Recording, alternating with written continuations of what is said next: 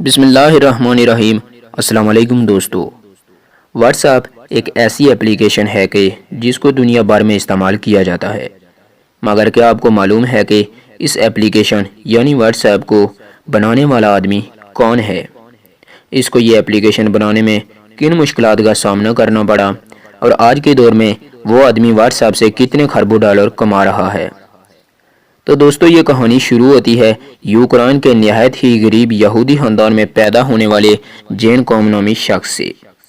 دراصل بات کچھ یوں ہے کہ جب 1992 میں یہودیوں پر حملے شروع ہوئے تو جین کوم اور اس کی والدہ نے اپنا وطن چھوڑ کر امریکہ کی طرف ہجرت کر دی، لیکن جین کوم کے والد نے امریکہ جانے سے انکار کر دیا اور اس بنا پر جین کوم اور اس کی والدہ کو اکیلے ہی امریکہ جانا پڑا۔ امریکہ میں پہنچنے کے بعد واٹس ایپ کے مالک یعنی جین کوم اور اس کی والدہ کی غربت کا عالم یہ تھا کہ وہاں ان کے پاس مکان تو دور کی بات، کھانے کے لیے بھی کوئی شے نہیں تھی۔ امریکہ میں حکومت انتہائی غریب لوگوں کو کھانے پینے کی اشیاء خریدنے کے لیے فوڈ سٹیمپس دیتی ہے۔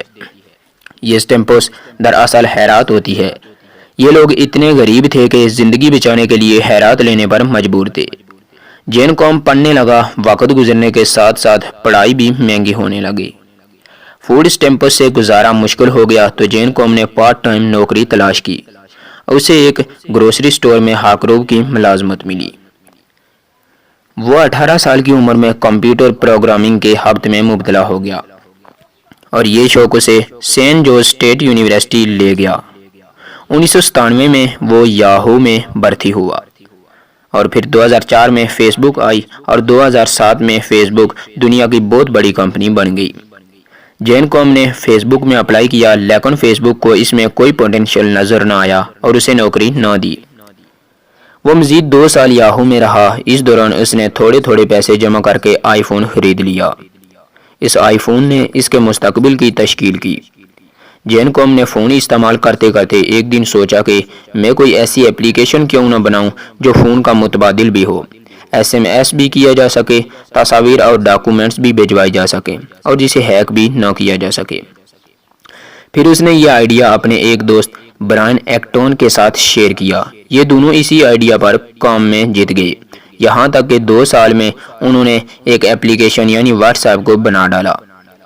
یہ ایپ فروری 2009 میں لانچ ہوئی اور اس نے پوری دنیا کو جوڑ دیا اور آج کے دور میں واٹس ایپ کو 5 بلین لوگ استعمال کر رہے ہیں۔ جین کوم کو واٹس ایپ نے چند ماہ میں ارب پتی بنا دیا۔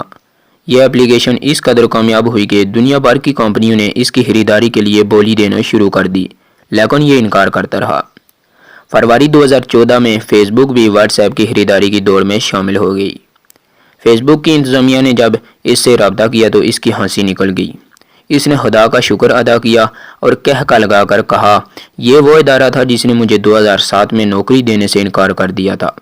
ہنستے ہنستے اس نے فیس بک کو ہاں کر دی اور اس طرح 19 ارب ڈالر میں اس نے واٹس ایپ کا سودا فیس بک کے ساتھ کر دیا۔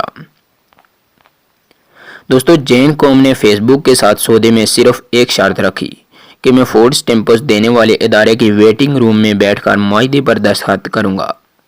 فیس بک کے لیے یہ شرط عجیب تھی۔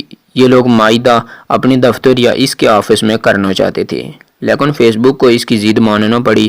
تاریخ طے ہوئی، فیس بک والے فلاحی سینٹر پہنچے اور وہ ویٹنگ روم کے آخری کونے کی آخری کرسی پر بیٹھا ہوا رو رہا تھا۔ دراصل اس کے رونے کی وجہ یہ تھی کہ یہ وہ سینٹر تھا جس کے اس کونے کی اس آخری کرسی پر بیٹھ کر وہ اور اس کی ماں گھنٹوں فوڈ سٹیمپس کا انتظار کرتے تھے۔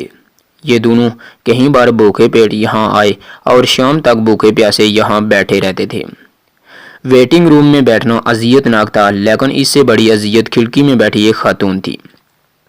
وہ خاتون ہر بار نفرت سے ان کی طرف دیکھتی تھی، طنزیہ مسکراتی تھی اور پوچھتی تھی، تم لوگ کب تک خیرات لیتے رہو گے؟ تم کام کیوں نہیں کرتے؟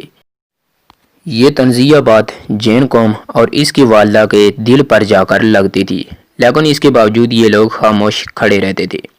خاتون انہیں سلپ دیتی تھی، ماں کاغذ پر دستخط کرتی تھی اور یہ لوگ آنکھیں پونچھتے ہوئے واپس چلے جاتے تھے۔ وہ برسوں اس عمل سے گزرتے رہے۔ چنانچہ جب کامیابی ملی تو اس نے اپنی زندگی کی سب سے بڑی کامیابی اسی ویٹنگ روم میں منانے کا فیصلہ کیا۔ اس نے 19 ارب ڈالر کی ڈیل پر فوڈ سٹیمپس کے انتظار میں بیٹھے لوگوں کے درمیان بیٹھ کر دستخط کیا، چیک لیا اور سیدھا کاؤنٹر پر چلا گیا۔ فوڈ سٹیمپس دینے والی خاتون آج بھی وہاں موجود تھی۔ جین نے 19 ارب ڈالر کا چیک اس کے سامنے لہرایا اور ہنس کر کہا، آئی گاٹ اے جاب، اور سینٹر سے باہر نکل گیا۔ تو دوستو، یہ تھی آج کی چھوٹی سی موٹیویشنل ویڈیو، جس سے یہ ثابت ہوتا ہے کہ اللہ تعالیٰ کسی بھی آدمی کی محنت کو ضائع نہیں کرتے۔ آپ جو بھی کام کرتے ہیں اس پر ہمیشہ کھڑا رہ کر ڈٹے رہنا چاہیے۔ اللہ تعالیٰ آپ کو ضرور ایک دن کامیابی عطا فرمائیں گے۔